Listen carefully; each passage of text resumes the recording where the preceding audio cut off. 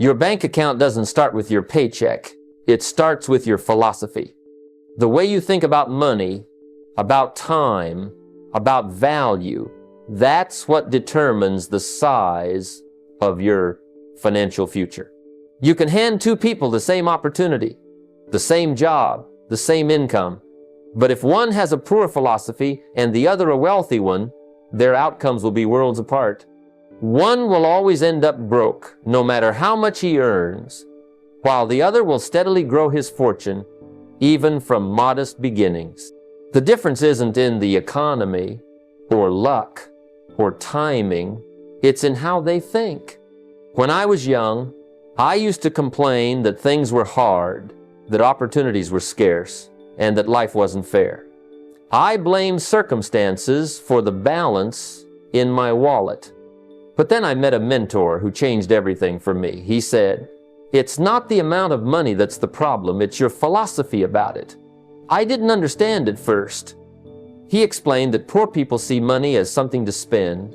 The wealthy see it as something to multiply. Poor people see time as something to kill. The wealthy see it as something to invest. Poor people look for wages. The wealthy look for value. That single conversation shifted my thinking forever. You see, if your philosophy is built around consumption, then every dollar you earn will find a way to leave your hands. But if your philosophy is built around growth and creation, then every dollar becomes a seed that, when planted wisely, can multiply into trees of abundance. It's not the money that changes first, it's the mindset. Change how you look at the dollar, and the dollar starts behaving differently around you.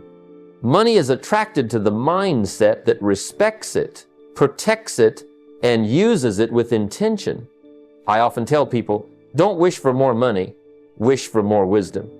Because if you get money without wisdom, that money will soon be gone. But if you gain wisdom first, the money will come and stay. When your philosophy becomes one of stewardship, when you see yourself as the caretaker of value, your habits start to change naturally. You'll think twice before wasting an hour because you'll realize time is your greatest currency. You'll save with purpose because you understand that what you keep can work for you. You'll invest not just in assets, but in yourself, your knowledge, your skills, your relationships. Now, some people think philosophy is abstract, but it's not. It's practical. Your philosophy determines how you act when money comes in and how you react when money goes out. For example, when I first started earning commissions, my old philosophy said, I deserve to spend this. My new philosophy said, I deserve to grow this. One mindset led to temporary pleasure. The other built long-term freedom. That's how powerful a shift in thinking can be. The truth is, the size of your wallet will never exceed the size of your mindset. If you think small, if you think survival, you'll live small, even if you earn big. But if you think expansion, if you think creation and contribution, then your wallet will eventually match the magnitude of your ideas. So if you want to change your financial reality, start with your philosophy. Rethink how you see time, money, and value. Ask yourself daily, am I a consumer or a creator? Am I wasting time or investing it? Am I thinking scarcity or abundance? Because when your philosophy grows, everything else follows. Your wallet simply becomes the scoreboard of your thinking. Change your thoughts about money, and you'll never have to chase it again. It will start finding its way to you. When people talk about success, they often talk in big, shiny numbers. I want to be a millionaire. I want to retire early. I want financial freedom. And those are beautiful dreams, but they can also be dangerous if you never learn to break them down. Because here's the truth. Big goals inspire you, but small daily moves achieve them. You can't climb a mountain in one step. You do it one foothold at a time.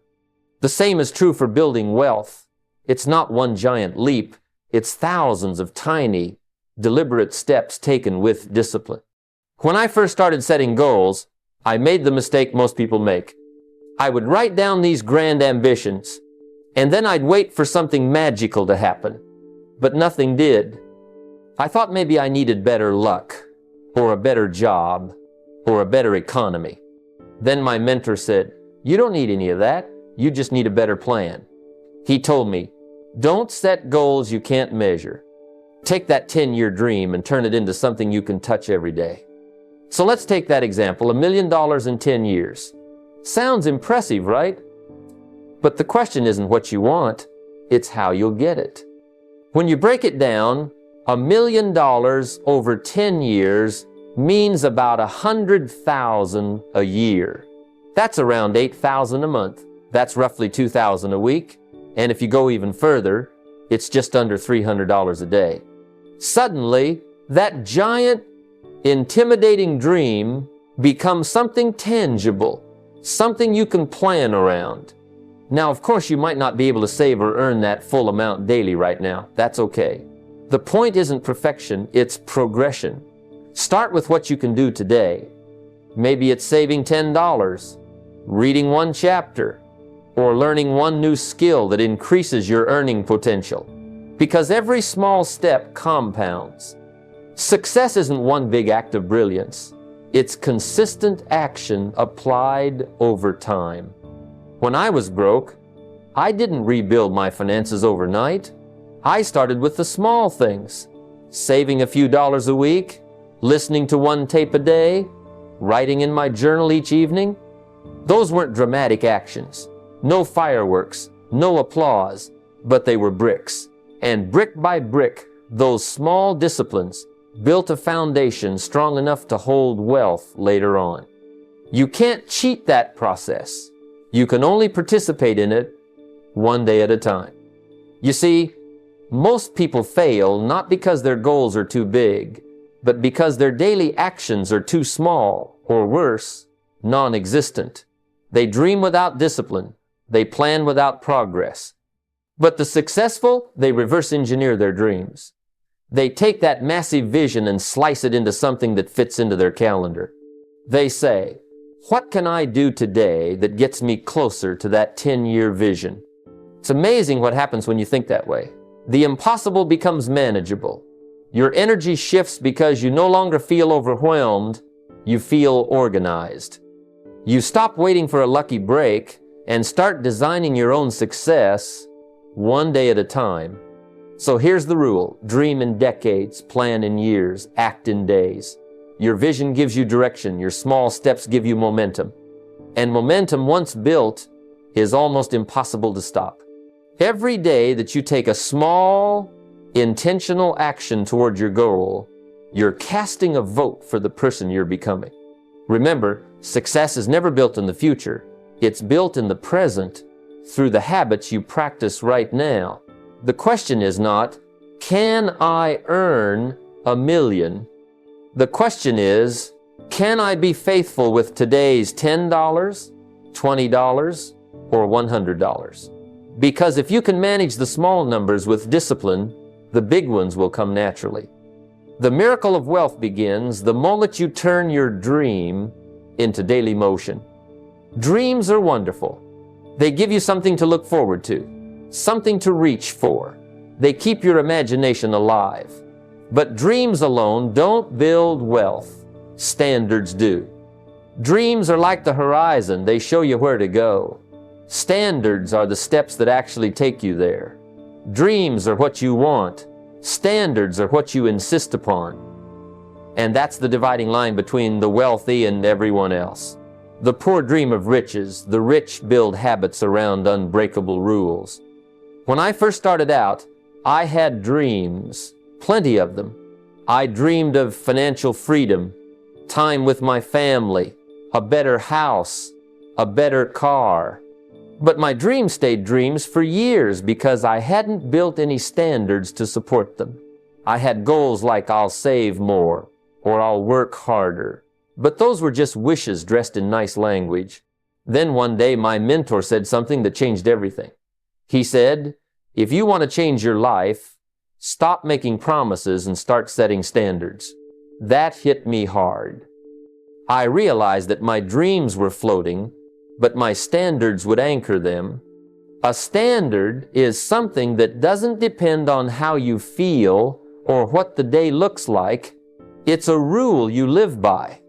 Whether it's sunny or raining, whether you're tired or motivated.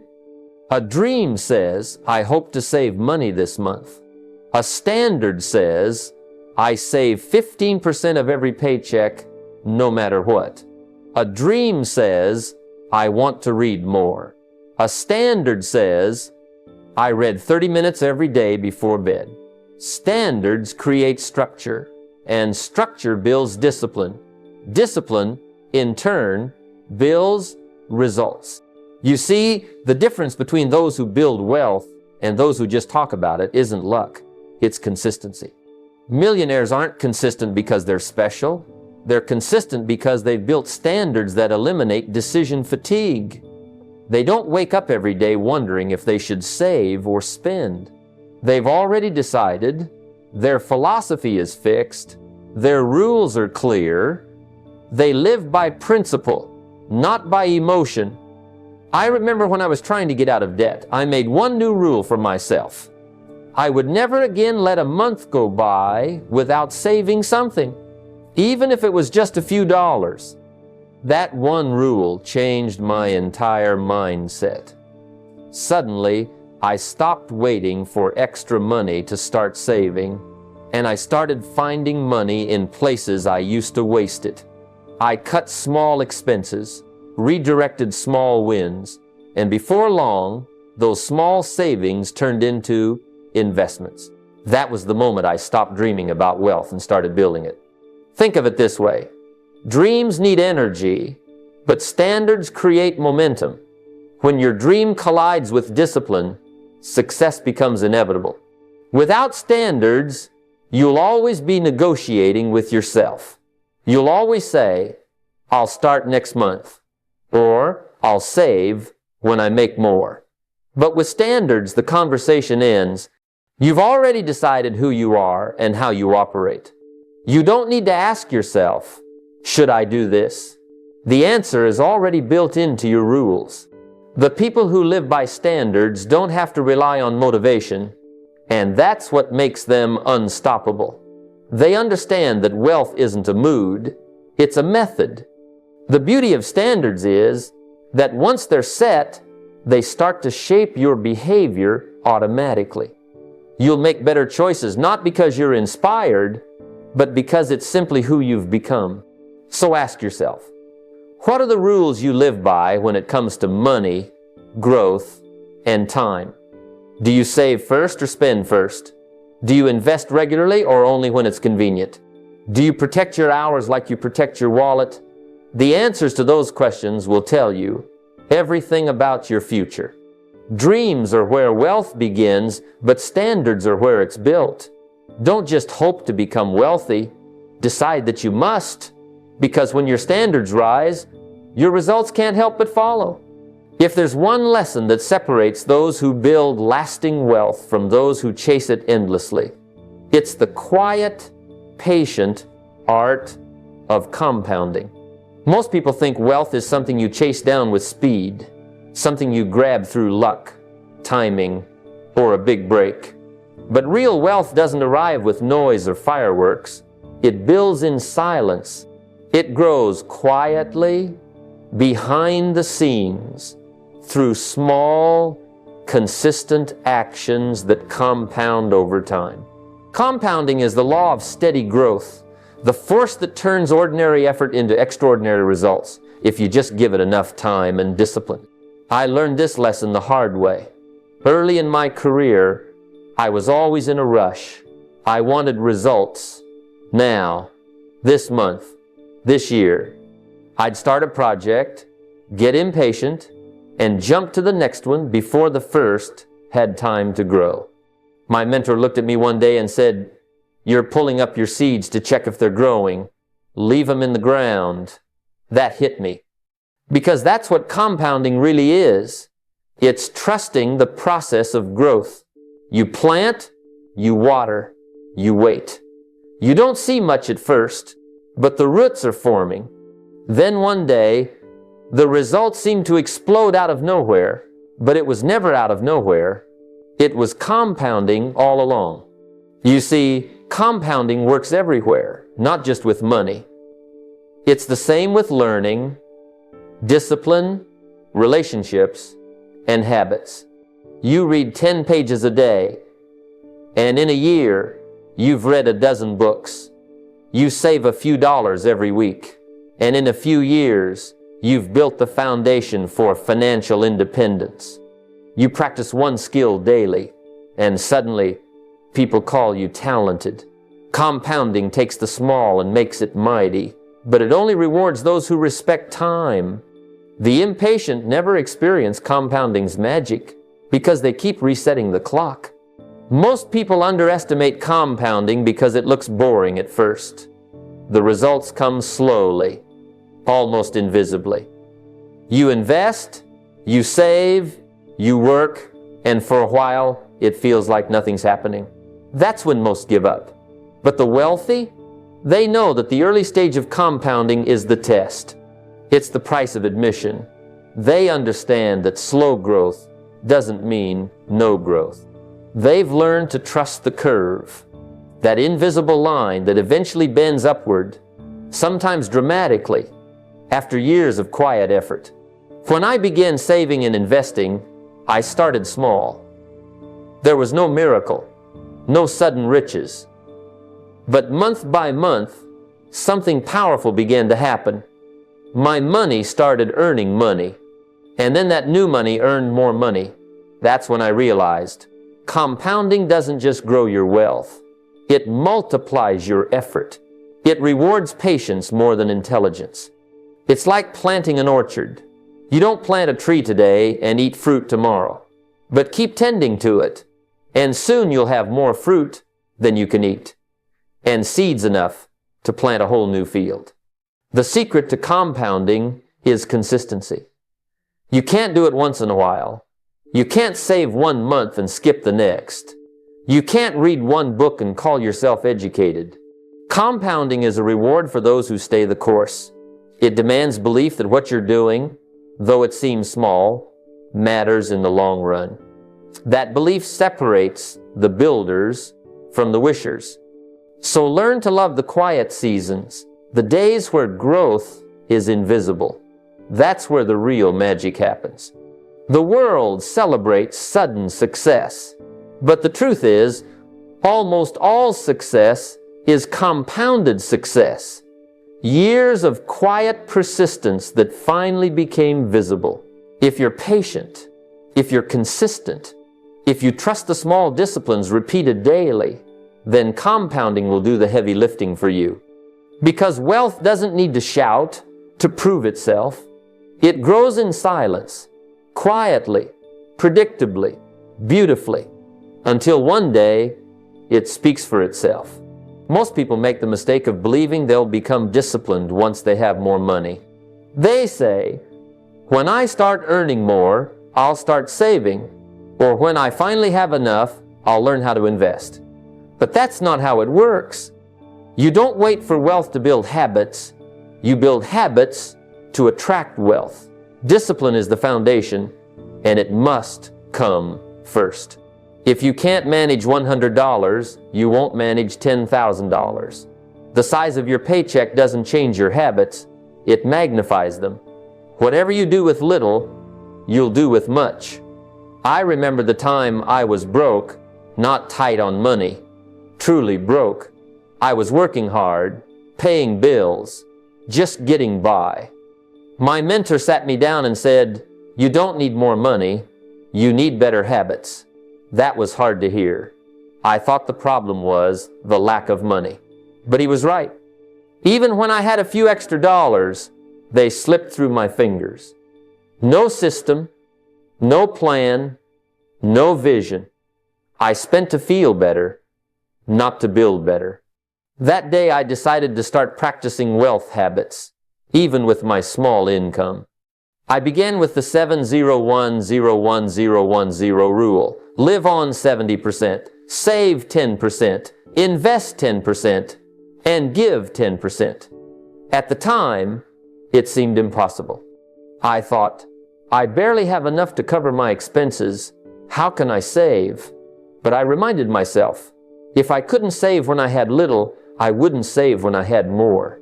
So, I started small. A few dollars here, a few there. It wasn't the amount that mattered, it was the act. Because the act trained my mind to see money as a tool, not a master. And over time, that small act became a habit, and that habit built discipline, and that discipline built freedom. You see, habits don't care how much you make. They care how you think. Poor thinking says, once I have more, I'll change. Wealthy thinking says, I'll change now so I can have more later. The moment you start building habits, saving, planning, learning, giving, you've already started the wealth journey, even if the numbers are small. It's not about the size of your wallet, it's about the strength of your principles. Another thing I learned, habits multiply like money. One good financial habit naturally creates another. Start tracking expenses, and you'll become more intentional about spending. Start saving, and you'll get curious about investing. Start giving, and you'll begin to see abundance instead of scarcity. The point isn't perfection, it's progression. Every small step compounds into something remarkable over time. Now, let's talk about why most people don't start early. They think their situation is too small to matter. They say, I'll start when it's worth it. But that's the lie that keeps them stuck. It's not the amount that's missing, it's the mindset. The best time to learn to swim is before you're drowning. The best time to learn money management is before you're overwhelmed by it.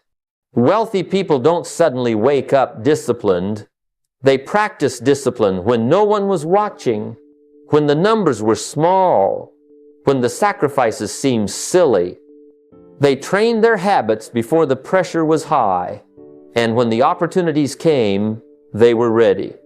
Because wealth doesn't belong to the lucky or the gifted. It belongs to the prepared.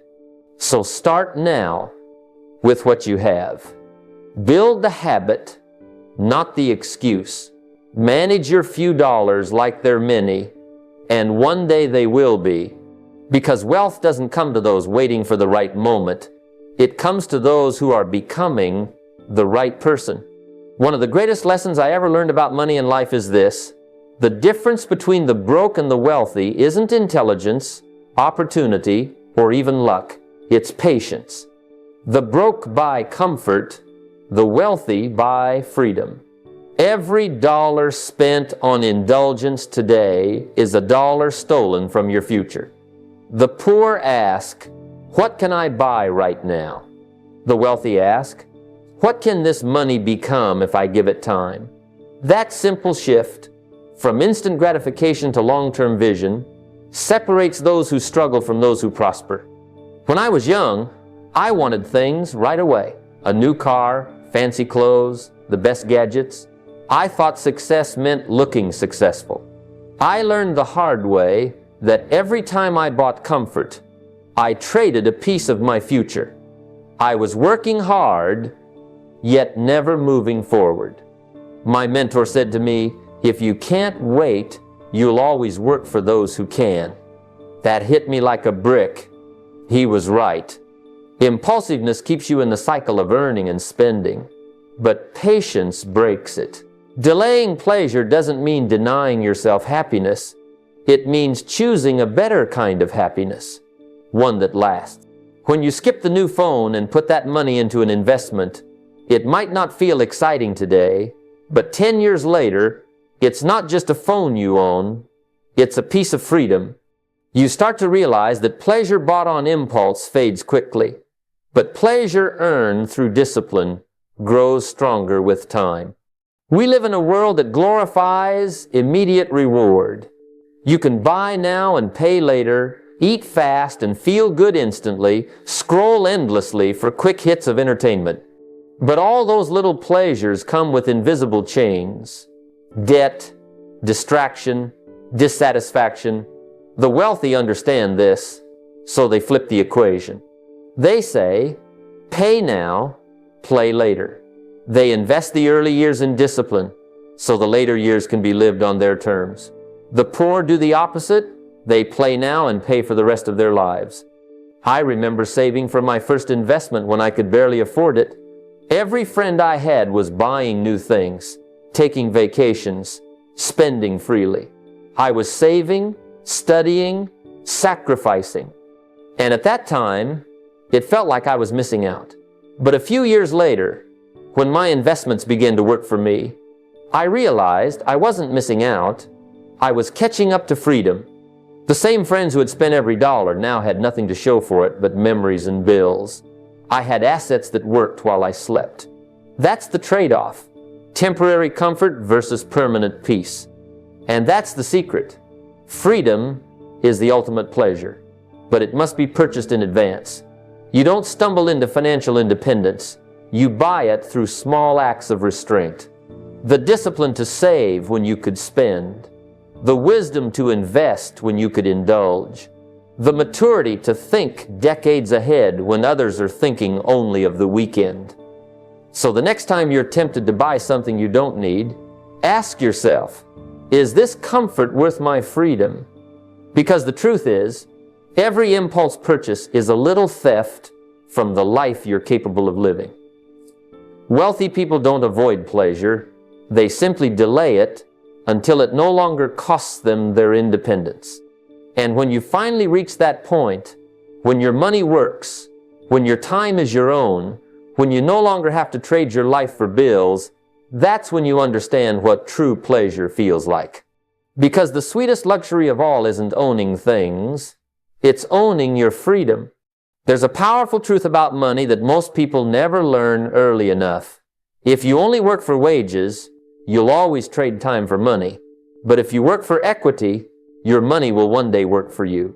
I learned that lesson the hard way. For years, I gave my time, my effort, and my talent to companies that paid me well, but never paid me enough to own anything. I worked hard, but the moment I stopped working, the income stopped too. It was survival, not freedom. The breakthrough came when I realized wages make you a living, but equity makes you a fortune. You see, a wage pays you for what you do. Equity pays you for what you build. There's a world of difference. The person earning a salary works for the system. The person earning equity owns the system. The first builds another man's dream. The second builds his own. That's why you can meet two people in the same company. One a lifelong employee, the other an early investor. And while the employee has steady pay, the investor retires with millions. They both worked hard, but only one worked for ownership. When I was younger, I thought the key to wealth was working more hours, asking for raises, climbing the ladder. But the higher I climbed, the clearer it became that I was still climbing someone else's ladder. My mentor once told me, don't just work in a business, work on a business. That meant look for places where your time builds equity, not just income. Start a small venture on the side. Buy a piece of property. Invest in a business that you believe in, or create something of your own that others will pay for long after you stop showing up. Equity isn't always about owning a company. It's about owning value. If you build skills that compound, that's personal equity. If you create intellectual property, that's creative equity. If you invest in relationships that open doors, that's social equity. The wealthy understand that every hour can be multiplied, not by earning more per hour, but by earning from assets that don't sleep. Think about this. The world's wealthiest people don't have more hours in the day. They just have systems that work while they rest. Their investments grow. Their businesses sell products. Their assets generate returns. Meanwhile, the average person works for the next paycheck, then starts again at zero every month. Equity breaks that cycle because it pays you long after the work is done. Now, you don't have to quit your job tomorrow. But you do have to change your mindset today. The moment you start asking, how can I own a piece of what I'm helping to build? Your entire financial path begins to shift. If your company offers stock options, take them. If you can start a small side business, do it. If you can learn how to invest in real estate, begin small, but begin now. You don't need a fortune to start. You need a philosophy to guide you. And here's what I discovered. When you stop working just for money and start working for ownership, your relationship with time changes. Every decision becomes an investment, not an expense. You begin to see that your real wealth isn't in your paycheck. It's in your capacity to create, to build, and to own. That's how freedom is born. Not from a lifetime of labor, but from a lifetime of leverage. So remember, wages will feed you for a day, but equity will feed your family for generations. The goal isn't to just make a living, it's to build something that keeps paying you long after you've stopped working. Because the day you own something, truly own it, that's the day you stop working for money, and money starts working for you. Most people know how much they earn, but very few know what they're actually worth. They track the paycheck, not the picture. And that's why, no matter how much their income rises, their wealth never does. You see, your paycheck tells you how much money flows through your hands. Your net worth tells you how much stays. And that's the number that really matters. The wealthy understand this. They don't measure progress by how much they earn this month, but by how much their assets have grown, how much their debts have shrunk, and how much closer they are to freedom. I remember when I first learned this lesson. I had been working hard, doing well, earning more than I ever had before, but something strange kept happening. I never felt ahead. Every raise seemed to disappear. My mentor sat me down one day and said, "Don't tell me how much you make. Tell me what you're worth." I didn't even know the number. That day, I went home, grabbed a notebook, and started listing everything I owned and everything I owed. The truth hit hard. I had been busy earning money, but not building wealth. Tracking your net worth each month is one of the most powerful disciplines you can build. Not just financially, but mentally. It forces you to see the truth. No hiding, no pretending. You add up your assets, cash, investments, real estate, savings, business interests. Then you subtract your liabilities, debts, loans, credit cards, obligations. The number that remains is your net worth, your real financial scorecard. And here's what happens when you start tracking it monthly. You begin to make smarter decisions automatically. You'll think twice before buying something that depreciates because you'll see instantly how it affects the bigger picture. Most people avoid looking at their finances closely because they fear what they'll find. But avoiding the mirror never made anyone healthier. When I began reviewing my net worth monthly, I felt a shift inside. Instead of chasing income, I started chasing improvement. I wanted the number to grow, not just from earnings, but from smart moves, paying down debt, investing regularly, and increasing ownership. I learned to celebrate when liabilities went down as much as when income went up. That's how the wealthy think. They see wealth as a score of discipline, not of luck. And let me tell you, tracking doesn't just show you the numbers. It builds awareness, and awareness builds control. Once you see exactly where you stand, you can plan where to go. It's like driving a car with a dashboard. You need to know your speed, your fuel, your direction. Without those readings, you're just guessing. That's what broke people do. They guess. They think if they're making money, they must be doing fine. But the truth is, you can have a big income and still be broke. Wealth isn't about how fast money comes in. It's about how long it stays and how well it grows. When you start this habit, keep it simple. Use a sheet of paper or a simple spreadsheet. Write it all down once a month. No excuses. Watch the number move. Sometimes it will grow. Sometimes it might dip. But the point isn't perfection, it's direction. You'll start to notice trends, make adjustments, and over time, your financial awareness will sharpen like a blade.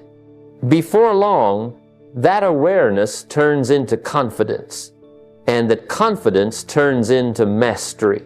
So remember, rich people don't track paychecks, they track progress.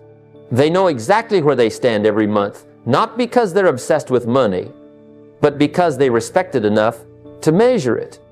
What you measure improves. What you ignore decays. And when it comes to wealth, ignorance isn't bliss, it's bankruptcy. So don't just count your income, count your worth. Because the day you start tracking your net worth is the day you start truly growing it.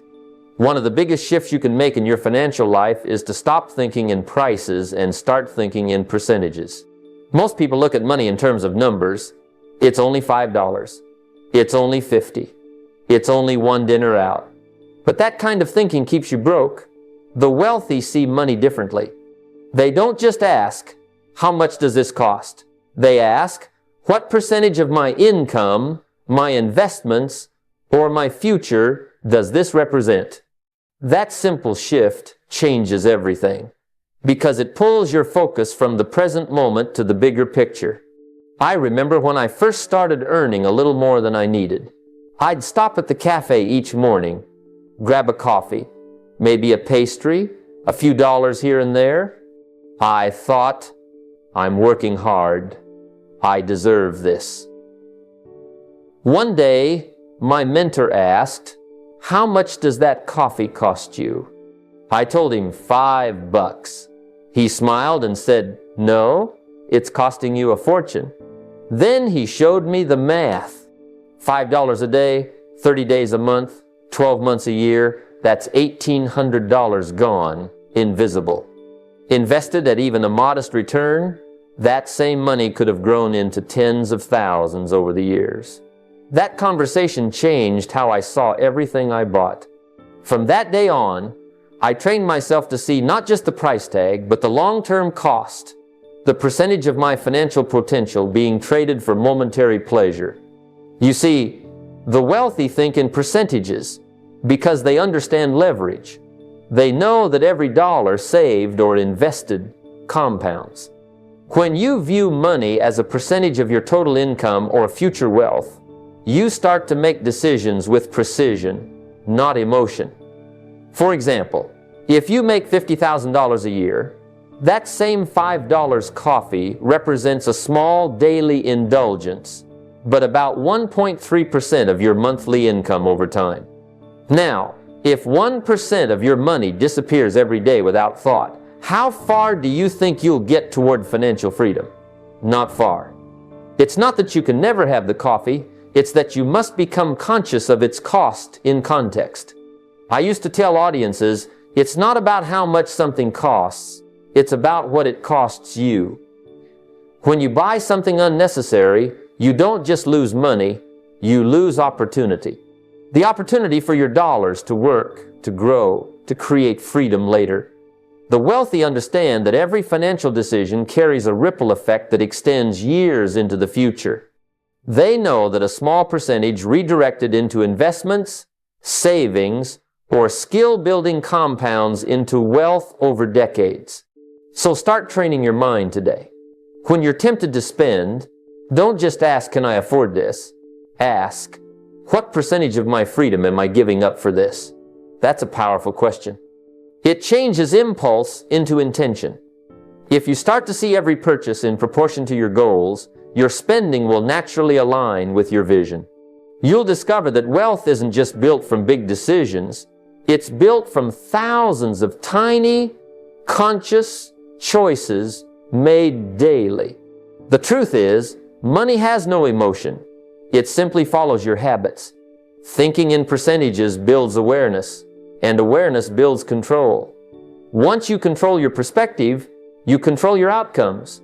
So next time you reach for that small expense, pause and remember, there's no such thing as a small leak when it comes to your financial ship. Over time, every drip matters. Train yourself to see in percentages, and soon you'll find that your dollar starts serving your future instead of stealing it. That's how ordinary earners become extraordinary builders, 1 percentage point at a time. Most people spend their lives as consumers, constantly buying, scrolling, watching, taking in what others have built. And while they're busy consuming, a small group of people, the producers, are quietly building wealth. That's the truth most never realize. Broke people live to spend, while the wealthy live to create. The world pays producers. It rewards those who turn ideas into value, value into service, and service into income. If you want to step out of the cycle of survival, you have to shift your identity from consumer to creator. When I was young, I worked as a distributor for a company selling nutritional products. I was a good worker, consistent, reliable, but I was always chasing the next paycheck. Then one day, my mentor said something that stopped me in my tracks. He said, "You're working hard, but you're not creating. You're earning only as long as you're showing up. The real money is in ownership, in creating something that works even when you don't." That line lit a fire in me. I realized I'd been renting my time to someone else instead of using my time to build something that could pay me forever. So, I started studying how value is created. I noticed something fascinating.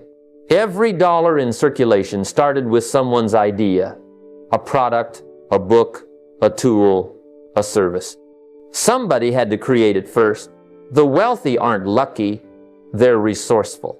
They take knowledge, experience, or passion and turn it into something useful. That could be a course, a business, an invention, or even a system that solves a small problem better than anyone else. Consumers say, "I need something to make my life easier." Creators say, "I can build something that makes people's lives easier." And when you make that shift, money begins to chase you instead of you chasing it. Now, you don't have to start with something big. You can start with what you already know. When I first started giving talks, I didn't have a massive business or years of fame. I had a few lessons, a notebook, and a desire to share what I had learned. I turned ideas into words, words into speeches, and speeches into products that reached people long after I'd gone home. That's what creation does. It multiplies your effort.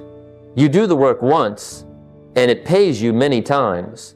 A consumer gets paid only once for their time. A creator gets paid repeatedly for their ideas. Here's the key. Creation doesn't begin with capital. It begins with mindset. Too many people say, "I can't start until I have money." The truth is, you don't need money to start creating. You need creativity. Use your mind, your experiences, your skills. Write something, build something, design a service, create a system. You already have something inside you that could bring value to others. But as long as you're focused on consuming, you'll never tap into that potential. And once you start creating, something magical happens. Your relationship with money changes. You stop asking, "How much can I get?" and start asking, "How much can I give?" You begin to see that money is simply a reward for service rendered. The more people you serve, the more money you'll earn. The poor see money as something to spend. The rich see it as a scorecard for how much value they've added to others' lives. So start looking around your life and ask yourself, what can I create? Maybe it's a business, a book, a digital product, a new idea, or even a way to improve the place you work. Every great fortune began with one act of creation. One person deciding to produce more than they consume. That's the turning point. Because when you become a producer, you step into the driver's seat of your financial destiny. And once you start creating value, money won't be something you chase. It'll be something that finds you, follows you, and multiplies through you. That's the true power of creation. Most people live their entire lives paycheck to paycheck, not because they don't work hard, but because they think wrong. Their minds are wired for survival, not for strategy. They ask, when's the next payday? Instead of, how can I create profit that keeps paying me? That's the real difference between the broke and the wealthy. Broke minds think in paychecks. Wealthy minds think in profits. A paycheck feeds you for a week. Profits feed you for a lifetime. I remember when I first started working, I was like most people. I counted the days until Friday. I worked for the weekend for that little envelope or direct deposit that meant I'd made it another cycle. And every time I'd tell myself, once I make a little more, I'll be free. But every time I earned more, my lifestyle expanded just enough to swallow the extra. That's when I realized the truth. Paychecks were never going to make me rich. They were designed to keep me surviving, not thriving. Then my mentor sat me down and said something that shook me. He said, if you keep trading your time for money, you'll run out of both. He explained that the wealthy don't think about working for money. They think about building systems that make money. That was the first time I heard the word profit in a new way. Profit wasn't just for big companies, it was a mindset. It meant creating something once that could continue to produce value again and again. So I started small. I took what I'd learned and began teaching others. At first, it wasn't much, a small event here, a product there, but I noticed something powerful. While I was asleep, my ideas were still working. I had finally crossed the line from paycheck thinking to profit thinking. And that's the shift that changes everything. When you think in paychecks, you live on a treadmill, running fast, but never getting ahead. You trade your most precious asset, time, for a fixed return. But when you think in profits, you're building assets, investments, businesses, intellectual property, products, things that continue to produce even when you're not there. That's freedom.